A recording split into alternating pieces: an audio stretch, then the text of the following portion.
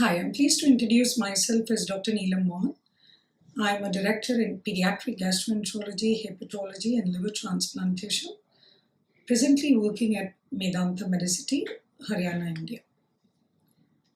I'm also blessed to say that I'm recipient of the most prestigious award in medicine in India, which is the B.C. Roy National Award from the President of India for my pioneering efforts in the field of liver transplantation in India. In the last 25 years, my success and career has had a lot of stress, hurdles, and achievements. And most of the interviews that I've been talked about has been how did you achieve this? How did you? Because the efforts that has come in the liver transplant field and in pediatric hepatology, today we've made an impact and niche at international level because some of the achievements that we did in liver transplant had been world records.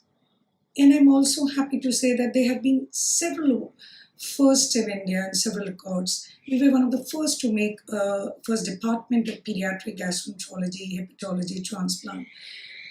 And I'm also happy to share that my contribution in the Women Forum has been applauded, and presently I'm the president of, or rather the chairperson of the Global Association of Physicians of Indian Origin, the Women's Forum.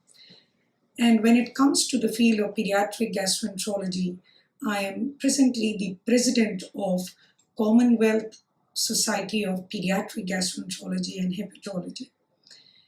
So the interviews have been always around how did you do this and what was the success, and I'm very impressed with the question that you asked me today, which was what would you want to do next? I think all of us like to divide our field or our life probably into as rightly put by our seniors, or is into 3 or 4 fields. The childhood where you play or you have your education. And the second part of my life was trying to educate myself to the pinnacle of education, as I would have called it, because I went for my further education to UK to do my training in pediatric liver transplants and hepatology, because these facilities, in the 90s were not available, mid-90s, and I wanted to start something new in India. Very impressed with the government at that time, who was trying to promote liver transplant because it didn't exist in the country. And then the third phase of my life was to try to establish this and create. So I worked first 10 years in Gurgaon Hospital in Delhi, then the next 8-9 years in Medanta, in trying to develop this field. And I'm happy to share that we have produced so many of our kinds now, and this field has got its place, and we've got a place in the national and international level. So the question, what next, brings me to the question that now the next era of my life, what would I want to be different or contribute for? Is maintaining the position is also very important, but I think I would like to do a lot for child care. I would like to give you little statistics about where we stand in childcare in India. You've heard about Bharat Mahan, you heard about India taking its rapid achievements and, the amount of success, the developments, the IT progress, the economic progress. We are hearing all the time, and, the President, Prime Minister, presently, making its impact at international level. But with a population of more than 1.2 billion in India, we're one of the largest child populated country in the world. 20% of the children of the world live in India. So the average population of children in India, 450 million. So this, with so much of population of children in India, and the way things are progressing in healthcare, are we doing justice to our children? Have you heard about dedicated children hospitals in India? No. So we are talking about getting the infant mortality rate. So 50% of the deaths of under 5, the under 5 death is in India close to 2 million.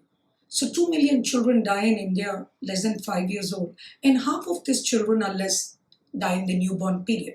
So the government has realized this, and they have called it the first 1,000 days, wherein the mother during the pregnancy and the first year of the life, the government spends a lot of, with the state levels, and a lot of programs are being done where we are trying to reduce the maternal mortality rate, because 45,000 women in India do die during child delivery.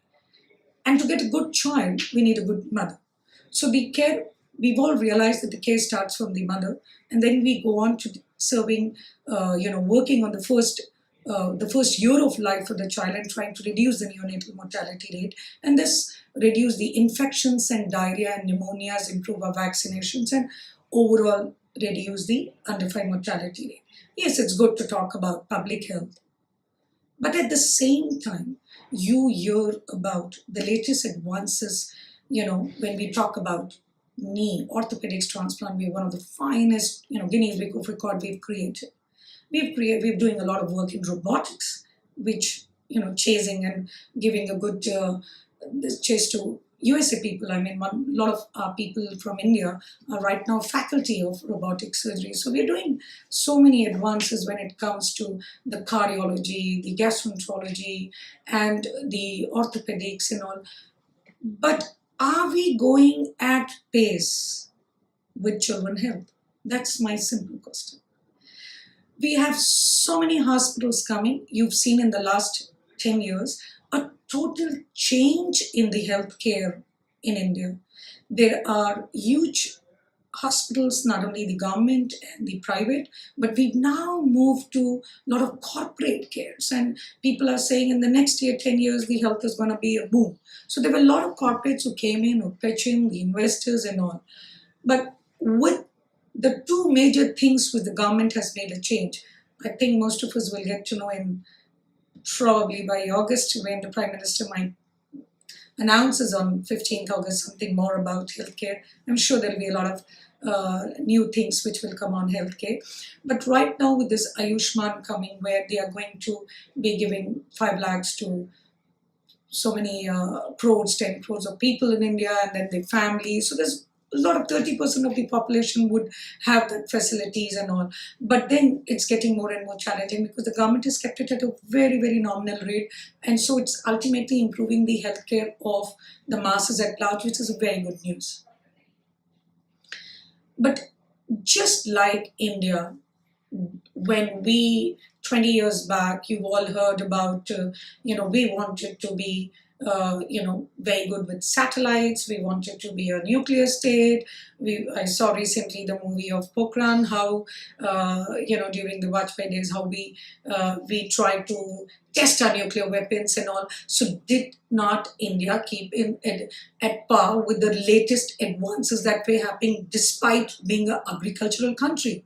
So we have to keep a balance, and that's what is, uniqueness of India. Not only its secularism, not only the wide range of poor to rich. So there's a lot about India. So we do have issues where we're giving a lot of importance to agriculture. We're giving a lot of importance to the primary healthcare at the same time. But at the same time, we Indians also want to be at the highest level of advances anywhere in the world. So why we should be left behind in healthcare? So that is why today, when we are talking about the liver transplants, the kidney transplants, and eventually the heart and lung transplants, we are a little back, but we're trying to progress. So we're making our impact in that case. So that is what I'm trying to barb around, that why can't we look into beautiful children hospitals? You go to USA, you've heard about Philadelphia Hospital, Cincinnati, Texas, Pittsburgh, Boston. Beautiful, 500,000 bedded children hospital. Everything about that place is there. You go to Sydney, you go to Royal Free Melbourne, you go to Sick Children Hospital in Canada. You've heard about it everywhere. But I think in India now, though people are realizing that they need children hospital, I think they're glorified nursing homes presently, because we are not doing A to Z. A to Z. Z is the zenith. Everything about the higher advances and A is the basic. So that is what would be my dream come true. And I've talked to a lot of investors, I've talked to a lot of people. It is an assumption that in children hospital you would not, they are not very money making and you need a lot of, but at the same time I'm just looking for someone who would be happy to understand that this specialty, besides the government what they're doing, we need to have A to Z specialized healthcare, one stop place for children. Nobody have to think twice where to take everything about that place. The CT scan should be friendly, the x-rays should be friendly, the PET scan should be friendly, so everything has to be there. We all know children are not miniature adults. The need for a child is totally different.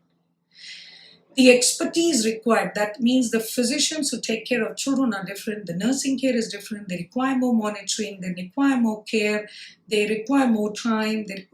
So the investigations, some of them are specialized, as I mentioned about the CT scans, they have to be user-friendly.